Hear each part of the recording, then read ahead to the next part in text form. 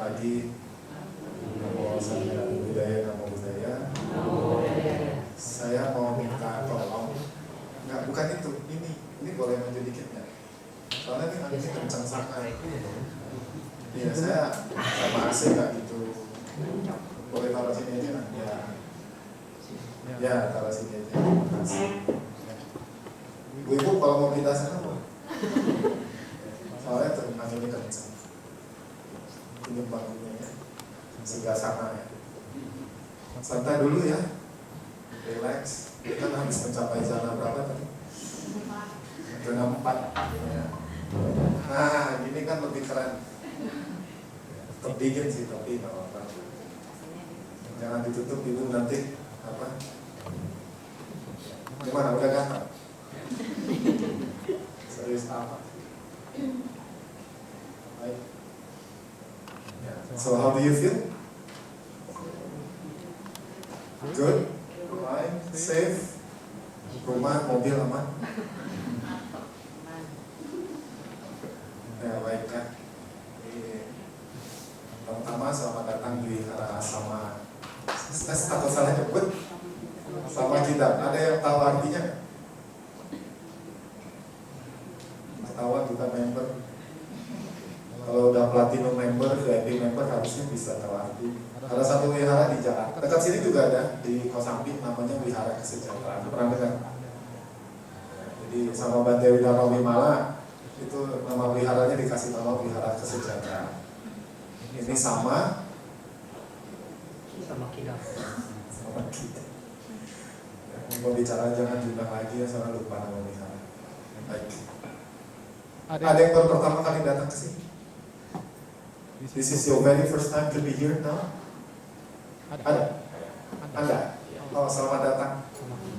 Ya. Di bawah disambut apa dicuekin? Oh, disambut. Kalau di lapak sebelah, selamat datang gitu.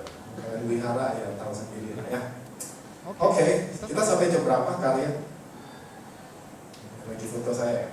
11. Kalau foto saya mesti standby dulu. Udah? Jam 11? Ya boleh lah. Mau sampai jam berapa juga nggak apa-apa, soalnya saya dulu. Yang cepat berdiri. Oke.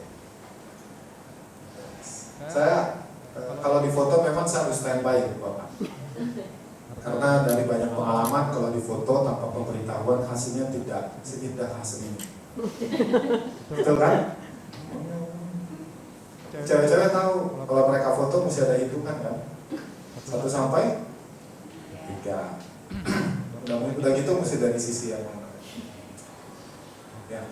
Jadi saya cerita dulu ya. Jadi kemarin malam tuh saya di WA sama beliau. Yang tadi dia datang ke sini bawa sesajen kue tiaw telur 2. Kok nyaman gak datang ke sini? Dia bikin saya galau. Datang enggak ya? Datang enggak? Terus tadi pagi saya baru baca. Itu pun saya masih cuma menyapa, selamat pagi. Jadi beliau nih persisten. Dia ulang chatnya. Kok nyaman gak datang ke sini? Udah tanggung, dibahas saja. Saya nyampe ke sini beneran siping. Cuma ada beberapa peserta. Ini cuma 5 kasih lah. Kok nggak ada orang ya? Sudah mulai sepi. Terus saya naik ke atas, nggak ada orang juga. Lalu saya duduk di situ. Satu persatu mulai muncul. Rame. Nekat. Ini orang Taman Palem semua. Ya, ada yang rumahnya di Depok nggak kan? Ya, jadi ini satu hal yang apa ya? Kita nggak pernah tahu apa yang akan terjadi. Jadi semoga Indonesia baik-baik saja ya. Oke, slide berikutnya adalah sesuatu yang mungkin akan menimbulkan ketidaknyamanan untuk Anda. Mungkin, saya tidak tahu. Tapi the real purpose bukan apa yang tertera, tetapi ada satu pesan yang ingin saya sampaikan. So, if you see the slide and somehow you feel uncomfortable, saya nggak perlu minta maaf ya, karena memang begitu adanya. Karena begitu adanya. Siap? Memang kenyataan selalu menyakitkan. Kejujuran memang bikin hati jadi perih. Ibu bapak, kita pernah mendengar tentang 8, bukan 8, maksud saya gini. Saya yakin istilah JM8 itu sesuatu yang paling sering ada dengar. Jalan mulia berunsur 8. Dimulai dari cara pandang, kemudian cara berpikir sebagai fondasi. Dari sana akan naik ke apa yang disebut sebagai cara berucap, atau kalau di konteks sekarang saya pikir tepatnya adalah cara berkomunikasi. Lalu dari sana ada cara berperilaku. Dari sana ada cara hidup, Pak. Baru kemudian Anda akan masuk ke yang bagian 3 terakhir, itu cara berupaya. Lalu nanti ada cara bersamadi, dan terakhir adalah cara kita atau panya yang tepat. Memang kita sering dengar istilah benar. Setuju ya? Anda sering dengar istilah benar. Saya ingin tunjukkan Anda satu hal. Siap-siap ya. Jangan bikin malu. Saya ingin tunjukkan Anda satu hal.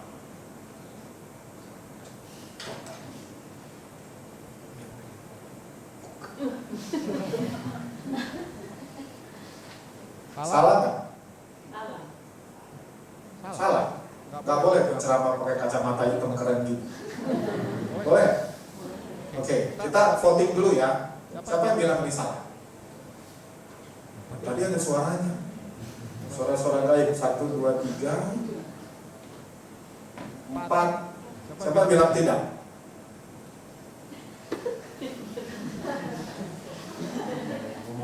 Atau kalau pertanyaannya saya ganti. Benar nggak? Pas nggak kalau saya pakai kacamata itu? Nggak pas ya? Kenapa? Karena ini bukan tempatnya, ini bukan pantai. Kalau saya lagi di Kuta, berjemur, lihat matahari tenggelam, pakai gini cocok nggak? Cocok. Tapi kalau di Bakti Salah gini cocok nggak? Meskipun keren. Kalau ada yang bilang iya, ini ianya kerennya atau cocoknya? Keren tapi enggak. Ibu terima kasih, bener. Keren tapi enggak cocok. Lebih cocok begini. Mungkin lebih cocok ini enggak? Lebih kelihatan pintar. Kelihatan roman. Tapi saya puyeng lihat ibu bapak, soalnya ini luas. Ini malah nggak cocok saya pakai ini, nggak pas. Nah, dengar ya, ini istilah benar salah itu menjadi satu hal yang bisa jadi perdebatan yang panjang.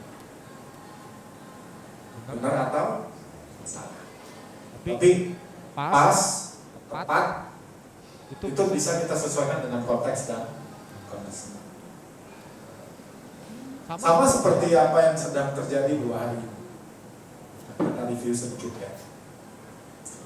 Sebelum ke sana saya pengen ajak Anda lihat dulu. Saya 2 hari ini saya pengen belajar tentang apa yang disebut sebagai sama ajiwa atau cara hidup. Sering diterjemahkan itu right livelihood. Yang sering diterjemahkan atau sering Anda dengar itu menjadi apa terjemahan? Mata pencaharian yang benar. Apakah saya menemukan juga beberapa transliterasi atau beberapa penjelasan yang buat saya itu lebih pas. Sebenarnya kalau kita bicara mata pencaharian benar, mata pencaharian saya misalnya sebagai seorang tenaga pendidik di salah satu universitas, apakah itu mata pencaharian yang benar? Betul ya, mata pencaharian yang benar. Tapi kalau saya membimbing mahasiswi saya tegaskan ya, mahasiswi minta bimbingan, Pak Hendra saya mau bimbingan bisa nggak minggu ini? Boleh. Hari Sabtu ini saya ada di Taman Palem nih. Hotel apa namanya? Saya ada di Hilton, kamar 323. Mampir aja nanti. Paham maksudnya? Paham ya? Paham. Udah nggak perlu dijelasin panjang lebar. Oke. Dengan bahasa-bahasa yang cukup menggoda. Nanti bawa aja temennya si Susan sama Susi. Kita ngobrol lah di kamar. Paham? Lalu apakah saya punya mata pencaharian yang benar? Bentar dulu. Mata pencahariannya benar nggak? Caranya? Ups. Jadi salah ya? So, jadi sebenarnya esensinya di mata pencaharian atau caranya? Caranya kan? Betul ya? Jadi ketika kita bicara tentang right livelihood, kita bisa analisis, kemudian kita bisa timbang lagi lebih dalam. This is not about the job, only about the job. Tentu kita sepakat ya kalau pekerjaan-pekerjaan yang merugikan orang banyak, maling, nolong, begal, itu sesuatu pekerjaan yang merugikan orang lain secara nyata. However, tapi ketika seseorang menjadi tenaga pendidik, lalu begitu cara memberikan bimbingannya kepada mahasiswi, lalu pertanyaannya apakah itu termasuk right livelihood, apakah itu termasuk mata pencaharian yang benar? Disinilah yang menarik. Kita bisa berpikir, kita bisa menganalisis. So it's not about the job actually. Sorry Inggris dikit ya, soalnya saya nggak bisa bahasa Korea. It's about how we do the job. Bukan soal pekerjaannya, tetapi tentang cara kita melakukan pekerjaan tersebut. Nah, ketika kita bicara tentang cara bekerja, apalagi dalam konteks Anda sebagai karyawan, Anda sebagai pelayan, Anda sebagai wakil rakyat, tentu ketika kita bekerja, kita ada satu istilah disebut sebagai ukuran kinerja Anda. Betul ya? Ukuran kinerja. Saya yakin Anda termasuk generasi yang tumbuh dengan film Spider-Man. Salah satu quote di film Spider-Man itu yang saya yakin Anda memorable. With great power, wah, satu zaman juga ya. With great power comes great responsibility. Artinya dengan great money, artinya dengan gaji yang besar, tunjangan yang fantastis dan bombastis, harusnya Anda melakukan kinerja yang benar. Ini kita bicara umum loh, including you, including me. Jadi kalau kita dikasih perlengkapan, dikasih tunjangan, dikasih gaji, dikasih segala macam perlengkapan dan fasilitas untuk melakukan suatu pekerjaan, tapi kemudian kita lalai dan gagal, apakah itu termasuk sebagai praktek right livelihood? Jawabannya adalah tidak. Betul ya? Karena kalau namanya kita bekerja, kalau kita lihat ya, kalau tertarik ya, ada satu buku judulnya, aduh kok gue lupa judulnya, Pemburu dan Petani. Pemburu dan Petani. Buku ini menceritakan tentang dua cara hidup. Satu cara hidup sebagai pengusaha dan satu cara hidup sebagai pekerja. Masing-masing ada plus minus. However, tetap yang namanya kalau kita bicara tentang cara hidup atau cara kita mendapatkan penghidupan, ada satu ukuran kinerja, ada satu ukuran namanya kinerja. Namanya kinerja. Kalau Anda punya karyawan, Anda punya orang yang Anda kasih fasilitas segala macam, tentu kita berharap bahwa mereka akan memberikan hasil yang juga maksimal. So wajar nggak kalau orang yang Anda kasih kerja, kemudian hasilnya tidak maksimal meskipun tunjangannya sudah fantastis dan bombastis? Right? So, come back to you. Have you done your job well? Good. If you're not, it's okay. Kenapa? Tenang, Anda akan di demo paling dipecat. Bicara ini, saya mau bicara satu istilah disebut sebagai transformasi diri. Ketika saya datang ke sini, kisahnya itu menarik, makanya saya quote Pak. Jadi saya diajak makan siang oleh salah satu kawan di Pekanbaru, kok nanti gua ajak lu ke kopi tiang ini. Ada story yang menarik. Saya pikir saya tidak perlu cerita lebih lanjut karena storynya udah jelas di atas. Dari nasi ayam menjadi kopi tiam vegetarian. Dan tempat makan vegetarian ini menarik karena nggak banyak daging-dagingan. Saya sendiri nggak suka makan daging-dagingan ya. Mendingan makan yang beneran. Teman saya bilang, lu kalau ke situ pas jam makan siang, apalagi cai campur, lu antri panjang. Oh iya, betul. Ini adalah sebuah, kalau kata kuncinya itu orang tuh kenal nama, kemudian dia berubah. That's the keyword. Maka saya bilang, selain ini mungkin akan membuat ibu bapak ada yang tidak nyaman. Ada yang tidak nyaman. Gak perlu saya kasih tahu kenapa ya. But the key is about self-transformation. Bagaimana orang ketika dia mengenal Buddha Dhamma lebih mendalam, bagaimana dia belajar Dhamma lebih baik, kemudian dia berani membuat satu keputusan yang fantastis dan bombastis. Ya, kemudian mengalihkan bisnisnya. Teman saya bilang itu udah jalan. Bahkan waktu saya datang ke sana, itu ownernya nggak ada. Dia telepon ownernya karena tanya buka apa kan? Buka bro, tapi gue lagi di Malaysia, datang aja ada karyawan gue. Wow, you know, beside financial freedom, ada satu lagi freedom yang perlu Anda miliki. Dan saya yakin Anda senang dengan kata ini. Financial freedom plus time freedom. Right? Duit banyak, tapi lu mesti di toko. Ayo, nggak bisa zumba, nggak bisa padel, right? Nggak bisa ke Sydney main maraton, nggak bisa ke Singapura kabur. Why? Because you have no time. So which one do you choose? Time and money? Nggak boleh dua-duanya, nggak bisa. Which one do you choose? Money. Ci, nanti kita ngobrol bicara ya. Kalau perempuan jawabannya money aku paham sih.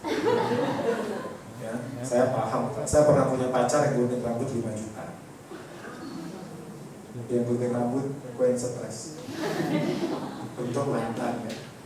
Saya mau cari yang gunting rambutnya 500 ribu aja lah. Gotia mah, ya Gotia mah.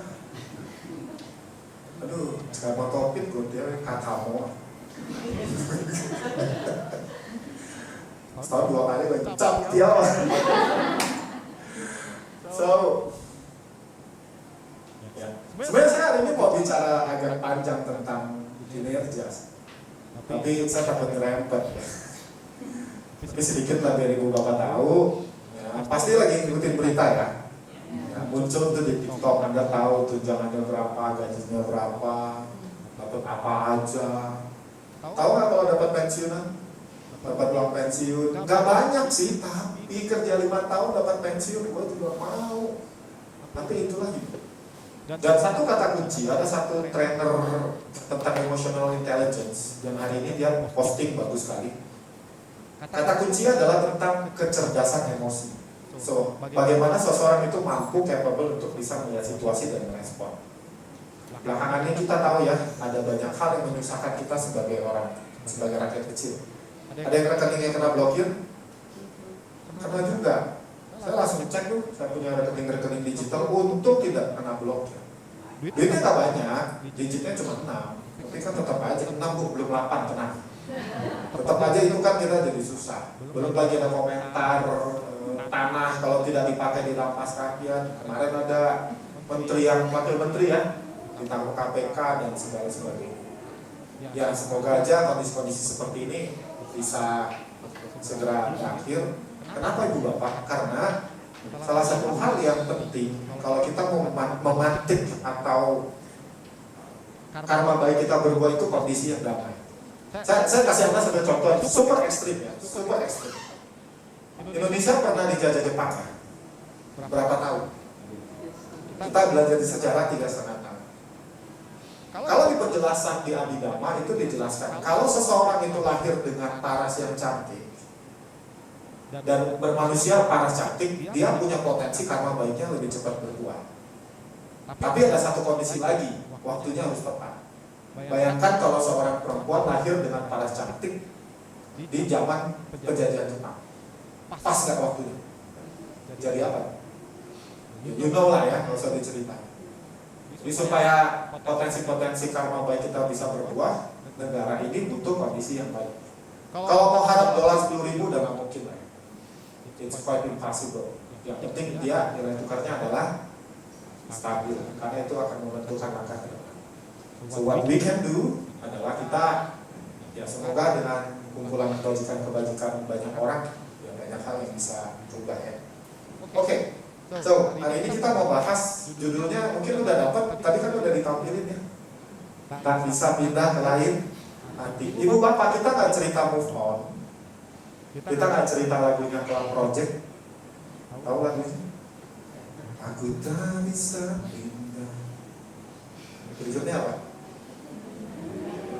Ibu jangan malu-malu, kalau punya bakat tampilkan saja. Saya sadar kok ada orang yang memang bakat nyanyi tapi fals. Kalau kita pergi karaoke sama dia adalah orang yang di-exclude di grup karaoke. Karena bayarnya dikit, nyanyinya banyak, suaranya fals.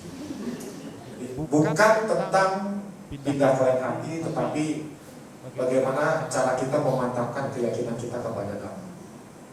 Makanya judulnya tak bisa pindah ke lain hati. Sudah mantap menjadi Buddhis ya, supaya makin mantap. Oke. Wah, udah jam 10.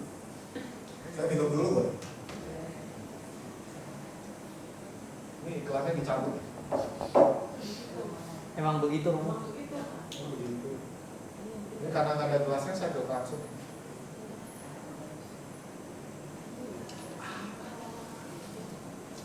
Bahagia itu sederhana. Lapar, haus, single, kawin.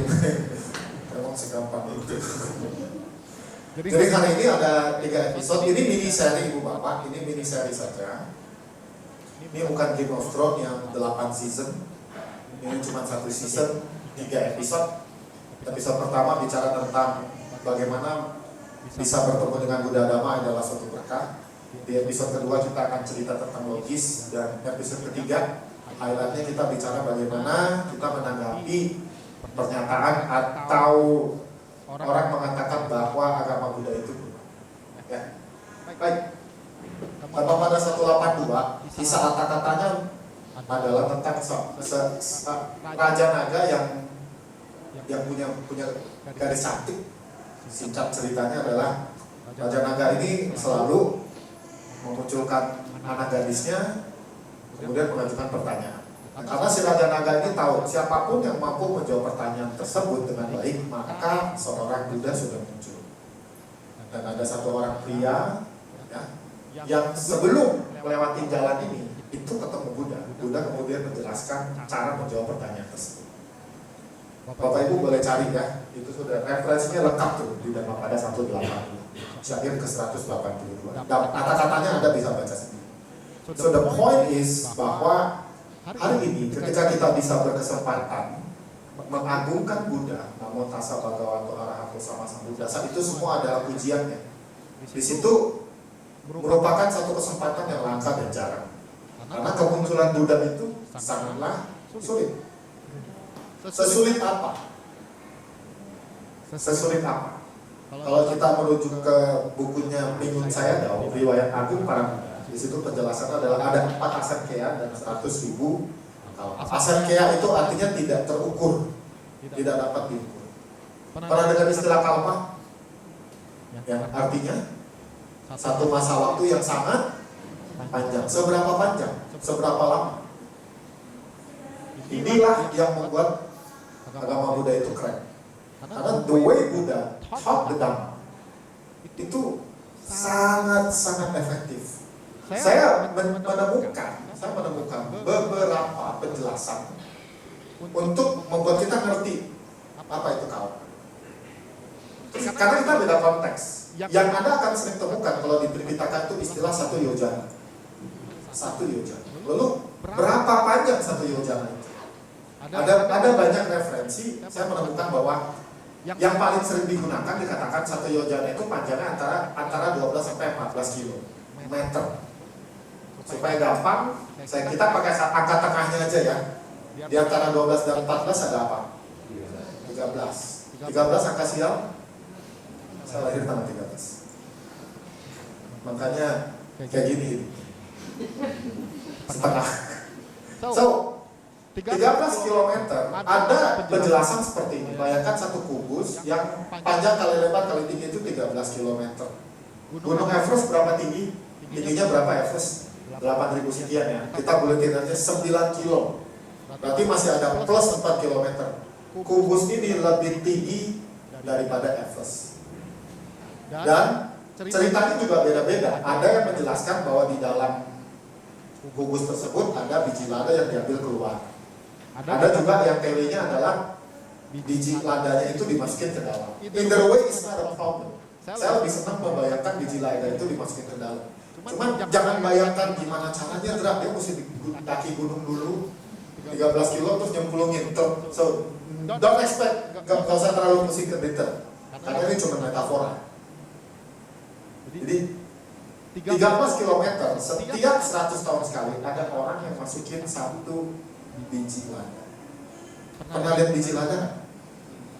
Saya sih nggak pernah lihat, tapi saya pernah lihat biji kacang hijau. Segede kacang hijau. Jadi kurang lebih sama lah, kecil.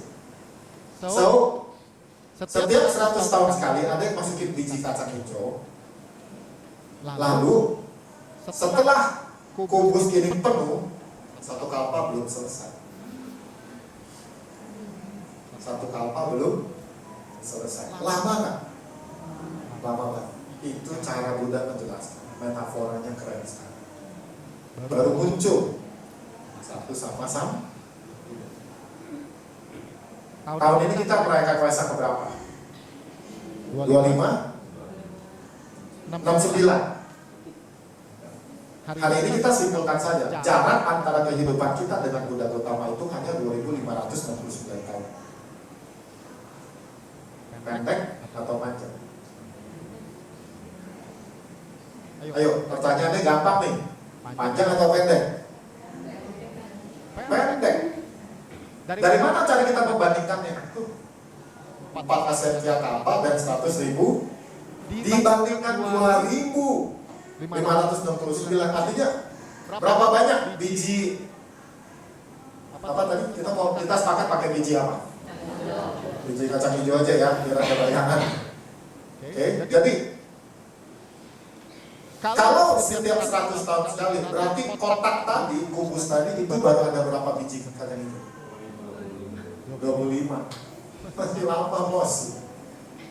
Let's say for the next Buddha to appear. Karena selalu ada diskusi di bumi yang mana, dan alam semesta begitu luas ya. I don't know. Let's say on this very earth, di sini. Dan hari ini kita sudah pernah punya sisa-sisa. Masih ada dhamma yang bisa kita belajar. Masih ada para biku, masih ada sila. Siap-siap hari ini malam nggak makan ya.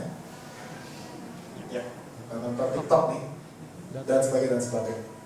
Sehingga jarak kehidupan kita dengan Buddha Sakyamuni sebenarnya sangat apa? We are very lucky to be in this lifetime. Anda pernah tahu aspirasinya masyarakat Buddhis Sri Lanka? They really want to be born again in the time of the next Buddha.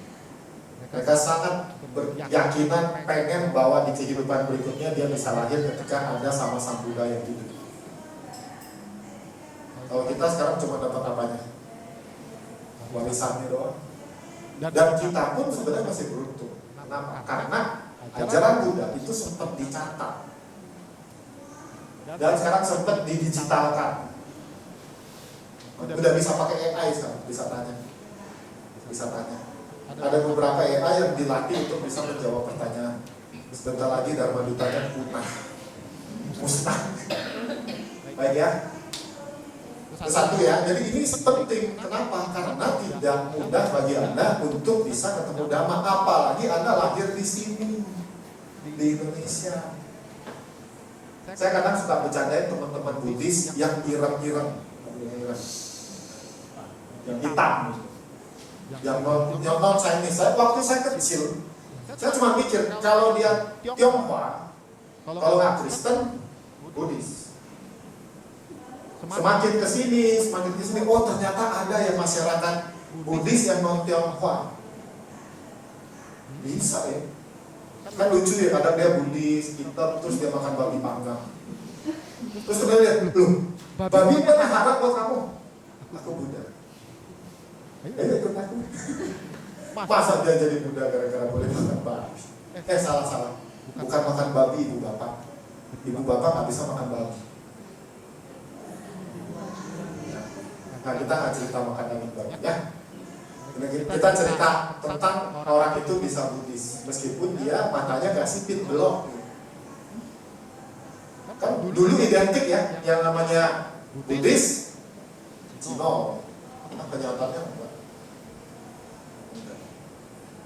Ada. Tapi ya itu, maksud saya bukan soal bukan soal sungguhnya, tapi artinya di mata masyarakat umum, ketika seseorang itu dia sipil, dia tionghoa, dia identik dengan Buddhis. Tapi yang ini kok enggak, karena memang Buddha Dharma itu adalah ajaran leluhur, ajaran nenek moyang, yang kemudian hari ini kita masih punya kesempatan. Kedua, ya, saya yakin ini bukan sesuatu yang baru untuk Anda, tetapi saya mau kasih Anda lihat perspektif yang baru.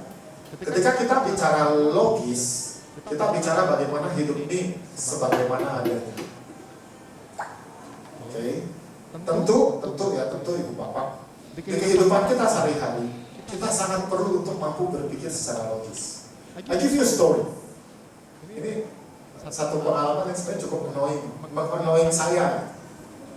Suatu hari saya ada trip ke Palembang.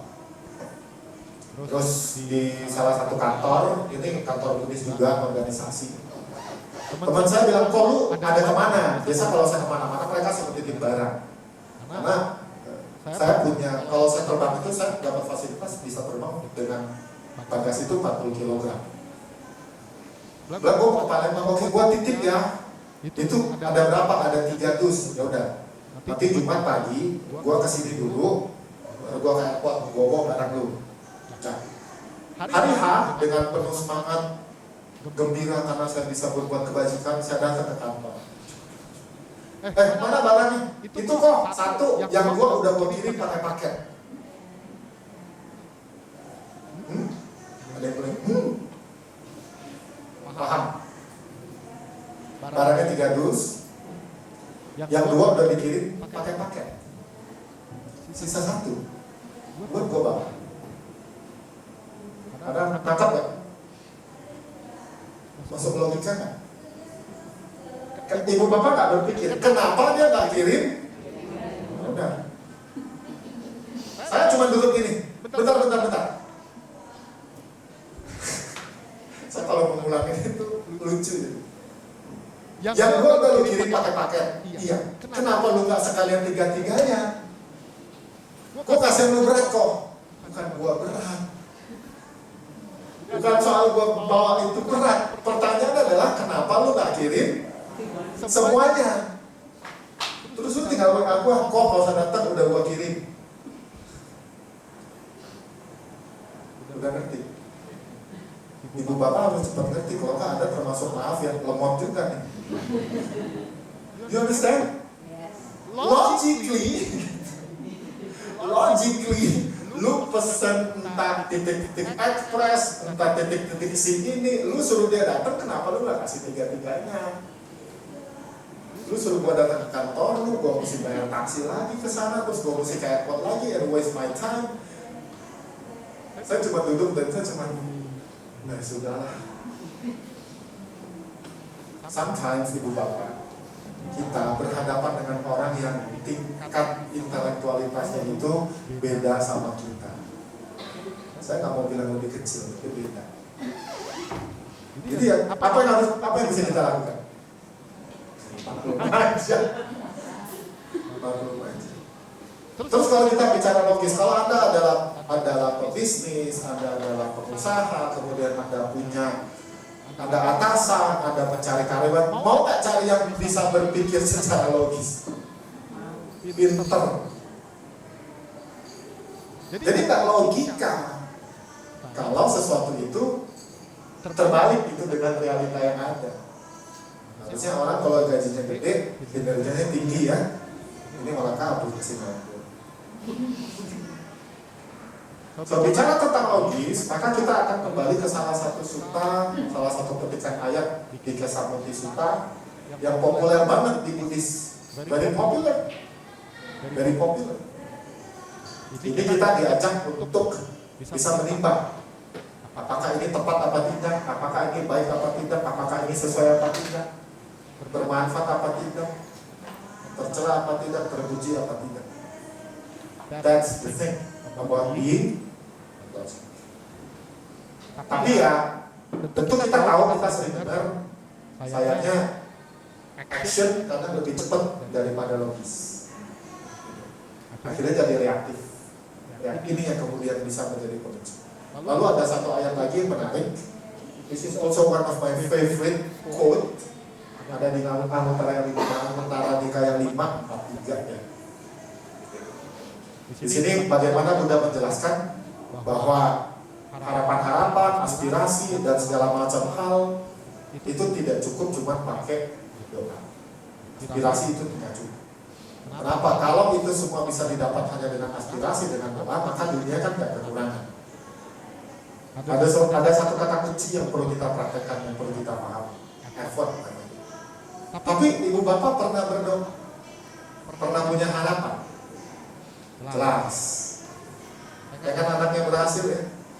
Jadi dokter, jadi pilot, jadi anggota DPR, oh enggak. Jadi pengusaha. Ini saya jelasin dulu ibu bapak. Kalau di dalam begini, ini sedikit miring ya. Kalau di NLP itu ada yang namanya anchoring. Kalau di stand up itu ada yang namanya hook. Jadi yang kata yang lagi rame dipakai ini sekarang anggota DPR. Ini kalau ceramah yang sama 2 bulan kemudian, anggota DPR itu bukan sebuah kata lagi yang lucu. Jadi kalau di dunia komunikasi kita menyaring istilah-istilah itu lagi high. Jadi habis ini dilupakan ya. Karena saya sering menemukan fakta bahwa umat Buddha kalau lagi khotbah itu dia nggak terlalu suka yang serius. Maunya ada Jadi mau kita mesti sedikit belajar pada teknik-teknik komunikasi yang persuasif. So go back to this. Pengen anaknya pintar? Ya, jadi orang baik, anak berbakti, berbudi, kaya, ya, mantunya keren. Itu harapan. Pengen gaji, pengen alis rata. Nah, sama. Tapi kita juga paham di sini sebagai seorang Buddhis, kita belajar. Pengen doang, ingin doang, itu nggak cukup. Mesti pakai apa namanya? Usaha. Ya, baik. Kita masuk ke bagian ketiga. Nah, saya mau lebih panjang di sini soalnya. Oke. Pernah dengar agama Buddha kuno? Iya. Apa jawaban kita ketika orang mengatakan agama Buddha kuno? Jawabannya iya. Oke. Karena kita definisikan dulu, apa yang dimaksud kuno? Kuno itu relate-nya kemana? Usia, betul. Usia. Kalau kita bicara kuno, kita bicara usia. Usia adalah fakta. Adalah fakta bahwa tahun ini kita memperingati Waisak yang ke-2569. So we can say bahwa usia agama Buddha ini sekarang sudah 2569 tahun. Ketika seseorang menyatakan atau bahkan mengejek Anda, mengejek saya sebagai seorang Buddhis, yang lu pelajari udah kuno, saya akan bilang, iya memang kuno. That's a fact. That's reality. Sama seperti contoh roda. Roda ini udah kuno, roda ditemukan pada zaman Tembagapura. Ini saya temukan di Wikipedia. Date back itu antara 3.600 sebelum Masehi sampai 2.500 tahun sebelum Masehi. Tahun ini kita masih pakai roda. Ya. Bawa mobil ke sini ada rodanya. Mau secanggih apapun mobil Anda, mau mesinnya sekeren apapun, gak ada rodanya, apa yang terjadi? Boyong. Baik. Pernah dengar kasus ada orang rodanya dicolong di mall, dipasangin apa kalau dongkrak, mobilnya rodanya hilang, cuma dongkrak. Sekeren apapun, semahal apapun, sekencang apapun, apa yang terjadi dengan mobil itu kalau nggak ada rodanya? Dia nggak bisa jalan. Terus roda berkembang terus kan? Berkembang terus. Di sini ibu bapak kalau ada mobil listrik, bukan Tamiya ya, mobil listrik beneran. Itu tahu, saya pernah baca kenapa kalau Anda lihat mobil listrik bannya lain, peleknya badannya lain. Itu teknologinya beda. Tapi konsepnya sama nggak? Lalu apakah kita bilang roda itu kuno? Yes, karena definisi kuno kita sepakati di sini adalah soal waktu, gitu ya, soal waktu. Tapi apakah relevan? Sangat-sangat ini yang kemudian kita bisa berikan tanggapan. Relevan dalam banyak hal, bahkan termasuk budaya. Di sini ada yang datang dari Lombok nggak? Nggak ada ya. Saya punya beberapa teman Buddhis yang juga orang Lombok asli. Biasanya mereka orang Sasak. Dan mereka ada beberapa kaum kultur yang nyambung dengan Buddhis. Yang salah satunya udah pasti itu adalah doa buat orang meninggal. Cuma beda kultur aja. Tapi esensinya sama. Terus kita perlu kasih bukti ke orang-orang kalau kita bicara tentang relevan. Nah, bukti inilah yang kemudian bisa membuat kita satu nih, kalau kita bicara bukti tentang relevansi agama Buddha, itu bukan cuma buat menjelaskan ke orang, tetapi ke kita. Apa tulisannya ini? Tanah Sutta. Gambarnya orang lagi ngapain? Jogging. Tapi sebelum ke sana, pertanyaannya gini. Obat yang bagus itu biasanya rasanya apa? Pahit. Ya, pahit. Siapa yang suka ke pancoran, masih ada orang jual teh pahit pinggir jalan. Apa istilahnya? Apa tekniknya kalau mau minum teh yang pahit?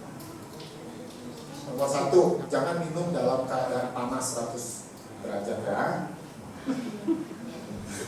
Itu bibir melepuh. Tunggu dia dingin, ambil, terus kemudian ini tekniknya ya. Saya pernah lakukan, jangan pakai mikir. Betul ya Bu ya?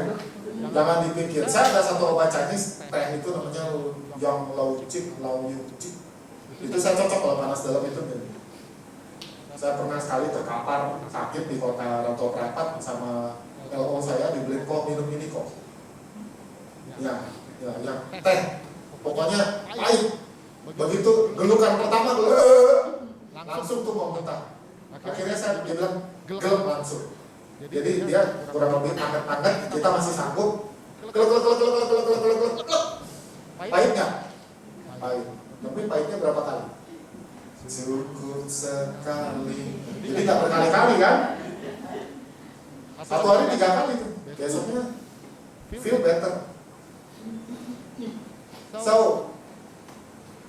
mau sembuh berarti harus berani menghadapi yang dalam hidup ini. Itu kenyataannya.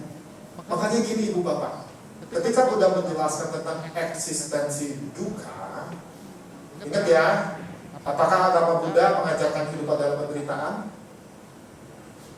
Halusnya sih iya, tapi itu bukan barang promosi yang bagus. Gue capek jadi Buddhis, kenapa? Hidup dalam penderitaan. Hari ini Ibu Bapak menderita nggak sih? Enggak kan? Kalau saya tadi duduk di situ, benar hidup dalam penderitaan. Urus liharnya tuh baik, nggak mau penceramahnya ke kita. Terima kasih Bu. Tapi nggak pas buat saya ya. Jadi saya lebih nyaman di sini. Apakah Anda menderita dari tadi? Sebenarnya secara halus iya. Sudah berapa kali kita tempat itu? Geser. Ya kan dari ini. Itu sebenarnya secara halus menunjukkan Anda tidak nyaman dengan posisi. Ada penolakan. Makanya kita ubah. Tapi halus, nggak gitu kelihatan. Yang kasar biasanya ya mungkin sakit fisik dan lain sebagainya. So we don't say publicity. Maksudnya secara PR. Ini juga kata-kata Acang Bram yang menarik. Dia bilang agama Buddha itu mesti dibalik 4 kenyataan Aryanya. I believe he got a lot of critics ya, karena kan urutan yang 4 kenyataan Arya seperti itu. Agama Buddha tuh mesti diajarkan dari yang terakhir, dari kebahagiaan jalan menuju kebahagiaan, terus menunjukkan ini dukkha, baru ini cara, ini sebab dukkha. Tapi 4 ini kan satu paket. So actually it's about how to teach. Dia tidak mengubah urutannya. Ketika kita bicara tentang eksistensi dukkha, mau kaya, mau misalnya ibu bapak pengen financial freedom sama time freedom, itu duka. Ayo, yes. Sini ada yang lagi skripsi, disertasi, tesis, ada, oke. Ada yang lagi bangun bisnis, ada dukanya. Saya mau ngajuin pertanyaan ini, cuma saya paling takut pertanyaan ini, soalnya cukup sensitif. Boleh saya tanya? Tapi saya baik-baik aja kan? Ada yang berjuang untuk kurus? Ya. Kalau cowok berjuang untuk punya abs itu painful Bapak Ibu. Sit up berapa kali? Betul? Relevan nggak? Saya ketemu satu quote yang keren, gambarnya keren. Today, ini pakai bahasa Indonesia saya sudah campur-campur. Hari ini guru yoga saya bilang, it's good you show up. Jadi guru yoga saya bilang, bagus kamu muncul. Karena hal tersulit itu bukan yoga, tapi muncul. Anda yang sudah daftar ke gym, tiap bulan bayar, tahu. Bayar terus, munculnya sadar diri itu. Munculnya jarang. Saya dulu juga gitu di Seleb, akhirnya gue gak ikut lagi. Kenapa? Mendingan saya yoga di rumah, cuma modal atas. Yang penting muncul, yang penting lakukan. Painful nggak? It is. It is. Yang masih sekolah, kamu besok ulangan, ujian, temenmu ngajak main. So you have to choose. Main, pilihnya main. Kalau jawaban dibuka dalam main, kalau kita pakai ukuran itu, berarti itu termasuk tidak bijaksana. Gak ada yang bisa menghindari pain. Saya mudah nulis penelitian saya itu 2 tahun. Ya kan, kuliah kan. Lalu dapat tugas akhir nih, mahasiswa kan selalu dapat tugas akhir. Nanti aja deh. Tiap 6 bulan bayar uang kuliah 8,5 juta, 8,5 juta, 8,5 juta. Sampai mikir, bentar, ini gue bentar lagi DO. Kan kuliah tuh maksimal 7 tahun kan. Di tahun ke-4,5 itu saya mulai mikir, waduh ini nggak bisa, udah pas COVID, dihajar COVID, lalu dosen pembimbing saya diganti. Ketemu pembimbing baru, dijelasin A sampai Z. Anda pernah nggak dijelasin sesuatu cuma ada gini? Ngerti? Tapi dalam hati, kok hamil sih? Dia bahas apa? Belajar tuh dari awal, belajar yang namanya metodologi penelitian. Ya. Ada satu istilah keren ya kalau di dunia ini namanya no pain, tetap Buddhistik tuh. Habis ini langsung ya. Kalau habis ini yang tiap udah bayar gym nggak pernah datang, hari ini langsung nggak usah bayar lagi. Ajak tarik aja suaminya. Kamu mau aku cantik kan? Ayo temenin aku jogging. Ya, jangan mulai dari jogging. Jalan di komplek aja sambil gandengan tangan. Ketahuan hidupnya gak romantis. Kasihan. Ada jawab ya, lu lebih kasihan kan yang nemenin. So there is no pain, there is no. It's kalau kita refer ke sini, I think it's very Buddhistic. Cuman kalimatnya nggak sama. Kalimatnya nggak sama.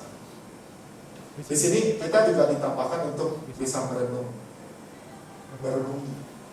Ayo, kalau kamu lakukan ini ada manfaatnya, ini ada dampaknya, ada sisi positifnya. Tapi susah. Ingat, kita lihat, kita proyeksikan apa manfaat yang bisa kita dapat. Itu relevan? Kuno kan? Kuno. Relevan? Relevan. Sebenarnya itu teknik cara menjawab orang. Cara jawab orang itu salah satunya itu. Lu mah Buddhis kuno. Iya memang kuno kok. Saking kunonya itu. dia itu banyak dikutip oleh yang lain. Loh, nanti panitia potong ya klipnya, nanti tampil di YouTube, takutnya saya kena kartu kuning. Ya. Siap? 1 menit. Salah satu keunggulan agama Buddha disebut agama kuno adalah dia akan menjadi, maksudnya gini, ketika agama Buddha disebut kuno, maka akan ada ajaran-ajaran di dalam Dhamma yang mirip, kita bilang mirip ya. Kalau kita lebih tua, siapa yang niru siapa? Logis nggak? Kurang lebih seperti itu. Buddha lu kuno, iya kuno. Makanya ada di tempat itu ada yang mirip-mirip sama tempat gua. Iya, ini mirip-mirip. Kalau gitu yang mirip siapa ya? Logis? Sangat logis. Banyak negara sekarang pakai ini, pakai TV. Jadi saya nggak tahu siapa yang mulai ya. Tapi bagi saya ini TV-nya kurang besar ya. Ada yang 100 inci. Kalau wihara sama kita pakai 100 inci, nanti ada orang wihara lain di sini. Kayaknya emang yang gede lebih bagus ya. Nanti dia tiru. Yang ini kasih ke umat ya. Iya. Jadi cara jawabnya adalah apakah agama Buddha kuno? Iya. Tapi relevan. Ada tampilan ayat, jangan gini. Gak usah pakai contoh karma lagi. Contoh karma itu sudah, kalau bahasa penelitian itu jenuh. Tiap hari dengan karma. Hari ini saya nggak mau jelasin sesuatu yang ibu bapak tiap setahun ini pasti pernah dengar. Semoga ayat ini, petikan ayat ini Anda belum pernah dengar. Karena saya lihat beberapa udah foto-foto ini. Bagus. Ini boleh nanti saya kirim PDF-nya ke Ibu Ria. Kalau ada yang perlu, minta ke beliau. Untuk hari ini diskonnya 70%. Boleh. Karena petikan-petikan Tripitaka ini adalah penguat bagi Anda. Ada kok di situ. Dan saya paham betul memang di sini nggak ada koleksi Tripitaka ya. Ada beberapa wihara yang punya koleksi Tripitaka lumayan gede lemarinya. Tingginya mungkin kurang lebih sekian 1,8 tingginya, lebarnya mungkin yang 1 meter. Itu koleksi Tripitaka. Banyak. Anda pernah pegang Alkitab? Enak ya.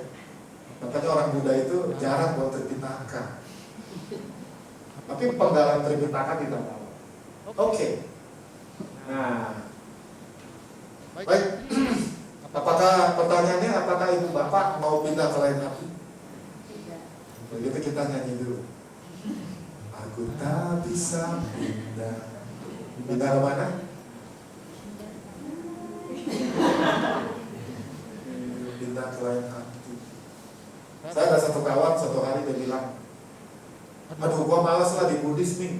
Buddhis banyak masalahnya, azab. Saya cuma bilang, Koko ini seperti orang yang di sakunya itu ada permata. Jadi botol air.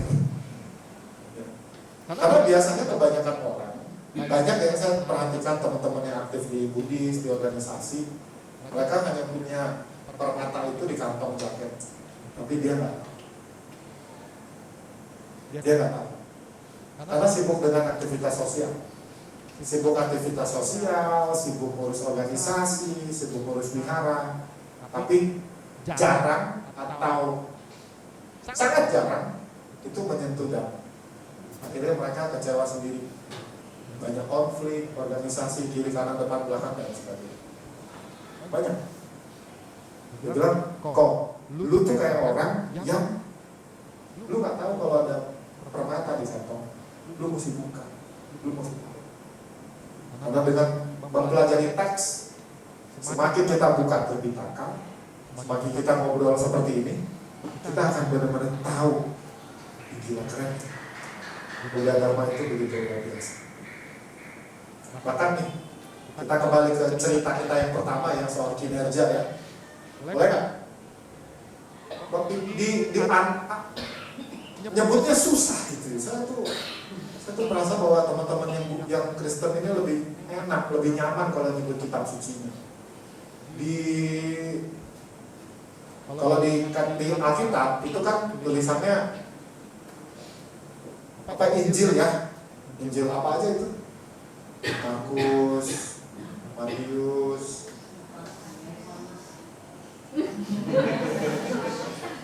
penyusup, ya Lukas, Yohanes, gampang gitu nyebutnya. Kalau di Buddha ini memang agak challenge. Biasanya nama-nama suta diambil dari Buddha ketemu siapa.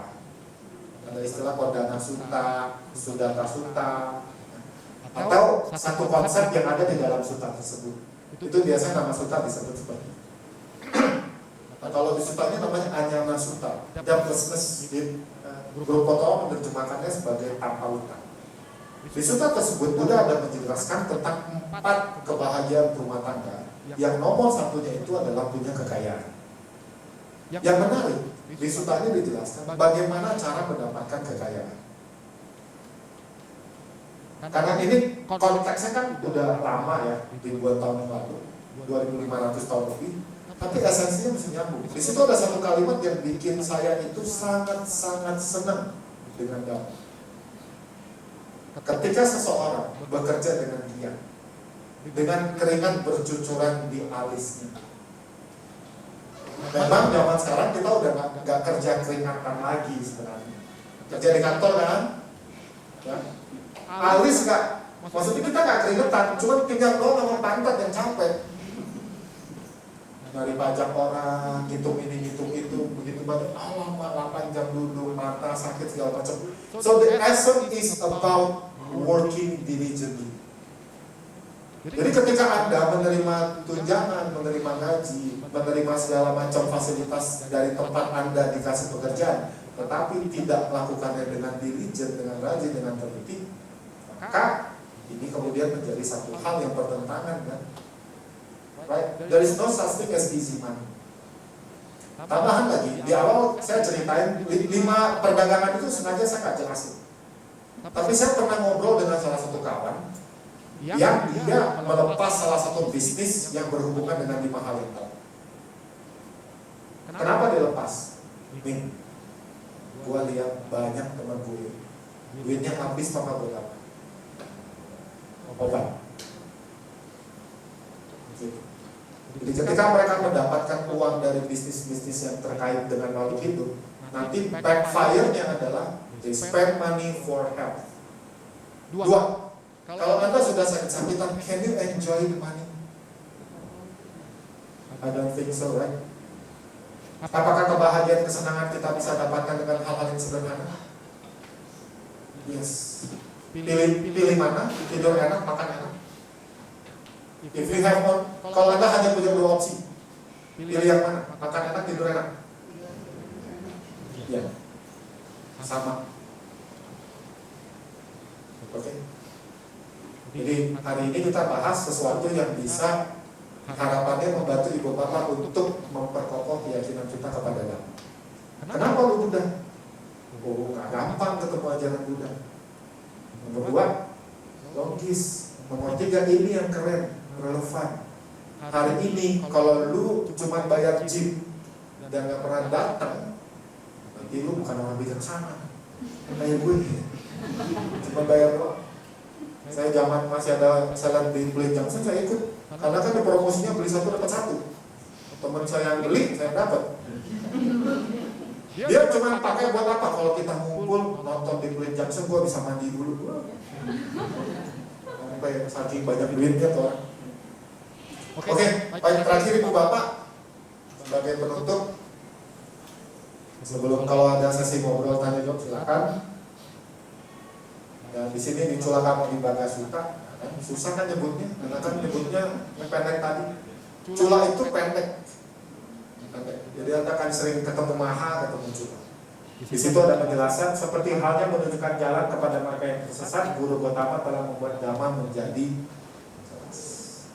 Jadi semoga apa yang kita sampaikan hari ini memberikan satu kejelasan kepada ibu bapak bagaimana kita bisa memperkokoh keyakinan kita kepada Dhamma. Thank you. Sampai jumpa di lain kehidupan. Kayaknya kue tiaw saya udah mulai dingin. Itu telur doang kan? Oh, ya, pecah. Oke. Thank you. Selamat siang. Emang kita sampai jam 11 atau kebaktian jam 11? Jam 11 besok kopinya sih. Oh, Kalau pamitan saya stres. jangan Bu, karena apalnya sama aja. That's one of my jobs. So, do you have any questions, comment? Please feel free to share. Yes. Yep.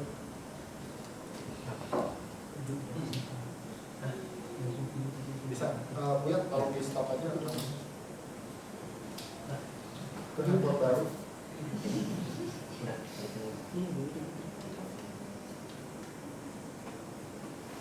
Sore pulang. Nah, silakan kok. Bentar ya, bentar aja bentar.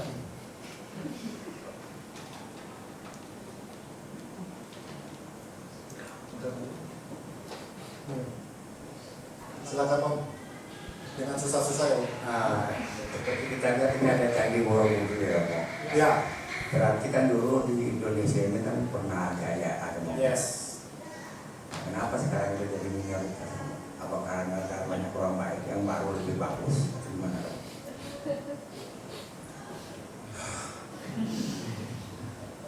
Ini saya pernah belajar ya, bahwa di banyak tempat Dhamma ketika mulai lalai dipraktikkan, dia perlahan-lahan akan benar. Gitu. Sebenarnya esensinya adalah di luar sisi politik. Ibu Bapak bisa belajar sejarah tentang bagaimana runtuhan kerajaan Majapahit ya. It's all politics, drama dan segala macam. Tapi kalau kita mau jujur mengakui, hal yang membuat Dhamma itu punah adalah ketika tidak lagi dengan serius dipraktikkan. Itu jawabannya. Dan kalau kita lihat tahun ini di 2025, kalau kata salah satu anggota DPR, kritik boleh, apa titik-titik tolong sedunia gitu, itu kalimatnya kan, saya nggak ingat persis. Kita juga perlu self kritik ke diri. Belakangan ini saya amati bahwa mayoritas kegiatan itu lebih condong ke ritual. Ritualnya ya. Ini anggota ini pesertanya 5 kata sila. Coba Anda bikin caudu, patidana, bejibun, semua orang datang. Right? Jadi dan memang realitanya orang kebanyakan nggak gitu tertarik lagi untuk masuk atau mendalami hal-hal yang sifatnya spiritual terlalu serius. Tapi wihara tetap perlu menyeimbangkan. Berarti Dharma Vimala punya satu model yang kami sebut sebagai studi meditasi aksi. Jadi wihara secara komplit dia mesti punya 3 aktivitas yang seimbang. Studinya ada, meditasinya ada, aksinya ada. Dan tentu ritual termasuk salah satu aksi. Biasanya kan kalau udah selesai upacara-upacara itu kan ada persembahan-persembahan yang dibagikan ya. Kedua, ritual itu juga sebenarnya sebuah upaya untuk menyaring orang datang ke wihara. However, itu perlu keseimbangan. Jangan sampai nanti bobotnya lebih banyak di ritualnya, lebih banyak di upacaranya. Kegiatan-kegiatan seperti ini meskipun cuma 5, 10, 12 itu tetap harus dilakukan. Kalau yang minggu kayak gini kan termasuk studi. Di beberapa wihara ini kan saya perhatiin cuma 3 lantai ya, jadi agak terbatas nih sebenarnya. Beberapa wihara ruangan lebih banyak, mereka bisa paralel. Ini sudah mulai paralel kan sama yang di bawah, bocah-bocah di bawah ini. Ada beberapa wihara yang paralelnya sama dhamma kelas.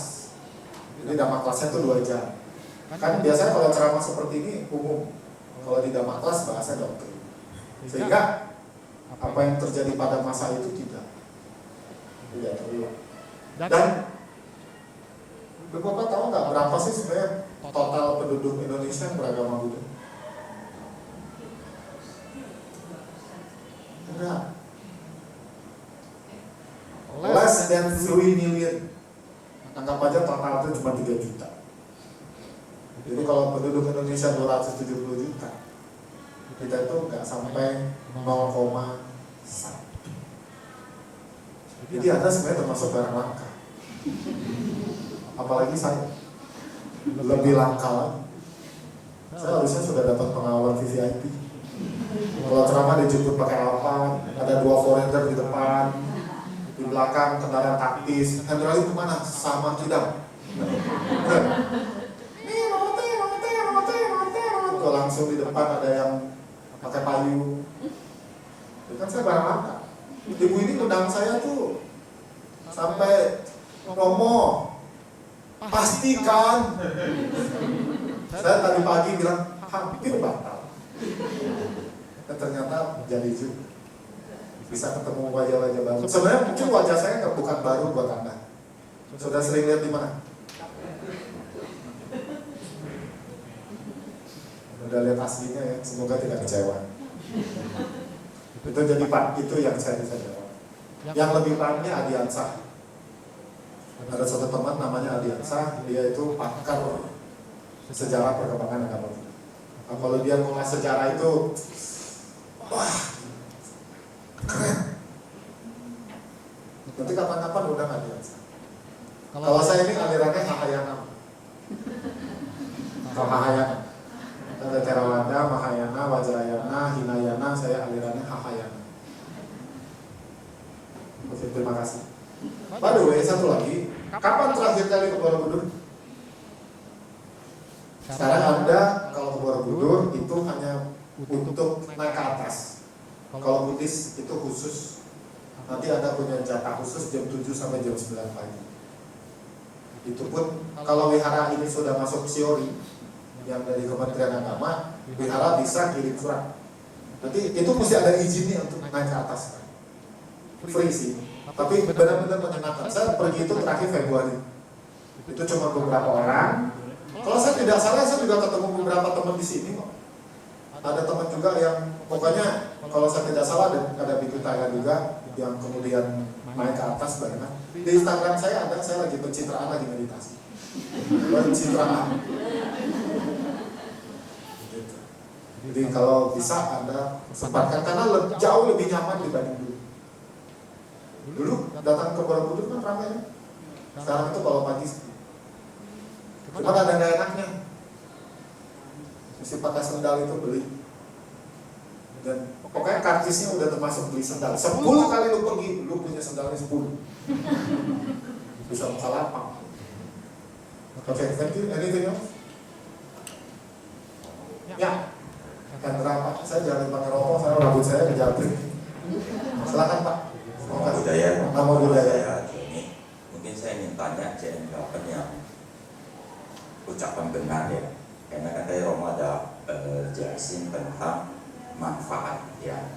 Di sini kan mungkin bisa menambah wawasan saya tentang benar apakah identik dengan manfaat, karena kan kadang benar belum tentu bermanfaat ya. Dan sebaliknya manfaat belum tentu benar. Nah, dan kapan waktunya kita harus tahu, maksudnya lebih bijak lah. Kalau memang orang itu belum bisa dikasih tahu, ya mungkinnya kita diam walaupun benar kan gitu. Karena kalau kita kasih tahu yang ada kan malah terjadi pemusuhan kan gitu, nggak bermanfaat. Begitu juga kalau kita berbohong memang bermanfaat, tapi kan tidak benar seperti itu loh. Jadi ini bagaimana ya maksudnya mungkin bisa bekerja. Terima kasih. Ini kasusnya sama seperti kalau yang habis potong rambut 5 juta. Terus dia tanya, Suibo. Koa, Suibo. Jujur risiko, nggak jujur lebih risiko. Kurang lebih gitu ya. Tapi waktu itu dia memang cantik sih. Jadi saya jawab, Suya. Cincin lah. Cincin.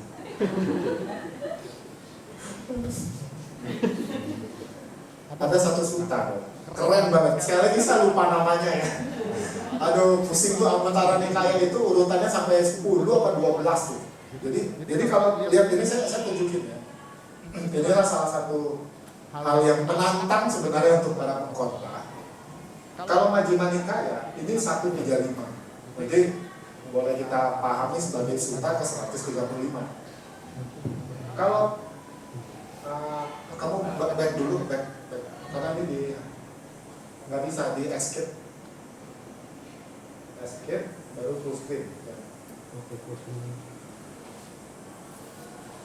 Ya, baik. Ya udahlah. Nggak, karena ini ada satu teknik PowerPoint, jadi dia akan balik. Jadi kalau Anda lihat misalnya AM 9 gitu, AM 9, anggota Nikaya kelompok 9. Dari kelompok 9 ini ada suta kesekian. Itu hebat kalau yang bisa hafal. Kalau di Myanmar kan ada istilah Tipitaka Kadara ya, itu luar biasa sekali. Jadi ada satu suta di mana Buddha menjelaskan ujarannya seperti ini. Kalau ada sesuatu yang tidak, Anda pengen menyampaikan sesuatu nih, kritik, atau ucapan Anda itu tidak berguna, tidak bermanfaat, dan bisa menimbulkan hal-hal yang buruk, diam. Jadi kalau kita mau ngomong sesuatu, ini nggak benar, nggak ada gunanya, nggak ada manfaatnya, Buddha menyarankan untuk diam. Itu keren, saya ketemu itu keren banget. Sebenarnya gila ya, kita udah diajarin untuk hati-hati ketika bicara. Kedua, kalau itu disampaikan, kemudian orang tersebut juga tidak akan begitu responsif, kita diminta juga untuk hati-hati. Yang ketiga yang lebih keren kok. Nanti Jeria ingetin saya cari sutanya.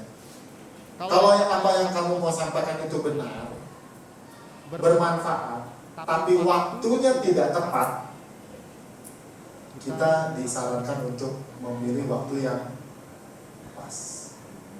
Itu sutanya keren. Ketika saya temukan, pantas banyak orang berantem.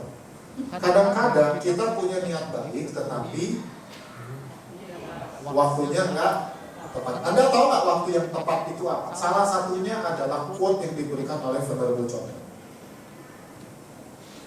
Ini saya memorable banget. Ini saya ingat berkali-kali meskipun saya suka lalai praktekkan juga. Nasihat yang tidak diberikan adalah kritik. Oke? Ulang ya. Nasihat yang saya salah ngomong, bukan tidak diberikan. Salah ngomong. Nasihat yang tidak diminta adalah kritik. Niat kita baik, tapi bagi orang tersebut, saya pernah masuk ke sebuah wisata, bagus, keren. Lalu gobloknya saya, dungunya saya adalah, ini udah keren nih, cuma lantainya marmer. Marmer ini yang setting sound system sih keren. Biasanya marmer ini musuhnya audio. Ini musuhnya orang setting audio, tapi hari ini enggak, suara saya bagus kan? Saya ngomong begitu, langsung saya kena skak. Artinya beliau, saya lihat raut wajahnya tidak begitu antusias. Ya. Dan saya langsung jawab, "Oops, Mami, itu salah ngomong. Ini wihara mahal. Ini kalau diduitin puluhan M, lu komentar marmer dia, lu tahu nggak marmernya berapa? Rumah saya pakai karpet dari S Hardware. Murmer ini lebih mahal." Oke. Jadi benar-benar kita mesti bisa. Kejadian belakangan ini kan karena ada orang-orang tertentu yang gagal untuk bisa berempati kepada kondisi. Tanah mau dirampas, rekening diblokir, banyak perusahaan tutup, tapi gaji lu naik, tunjangan lu naik, kinerja lu nggak ada. Undang-undang yang diharapkan untuk dibereskan bertahun-tahun tidak diurus. Ya udah jadi pemantik. Ibu bapak, nggak usah cerita yang jauh-jauh. Kalau kita di dalam konteks berteman, berkeluarga, itu ada orang yang kita tuh nggak gitu suka, dan ada satu kalimat yang slep, apa yang terjadi kemudian? Perang saudara. Jadi saya letak quote-nya itu, referensi sutanya ada di mana. Jadi Simpelnya udah, kalau nggak ditanya nggak usah kepo. Tapi aku ini punya compassion. Ingat kawan, compassion should be balanced with wisdom. That's the hardest part in life. To know when. Kapan nih gue mesti ngomong dan kapan gue nggak ngomong. The good news is, tapi ini sangat subjektif. Semakin Anda samadhi, Anda akan tahu. Pernah dengar istilah intuisi ya? You will know. Harusnya dapat.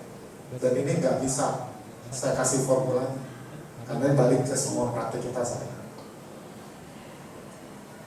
Oke, tenang, masih ada 5 menit. Silakan yang dari sisi sana. Biasa di teknik khotbah itu ada beberapa umat yang memang mesti diundang. Silakan dari sebelah sini ada. Yes, please. Do you have any questions? No? Oke, sebelah sini lagi kalau ada. Satu lagi sebelum kita makan kue tiaw. Saya dapat 2 kue tiaw. Ini buat kita berdua. Saya kira abis ini kita mau cari ruangan, terus ada lilin di situ. Ada segelas anggur merah sih. Baik, karena sudah kelihatannya penting. Terima kasih, Ziria. Semoga ada kesempatan untuk berjumpa Ibu Bapak. Selamat siang, namo sangya adi budaya, namo budaya.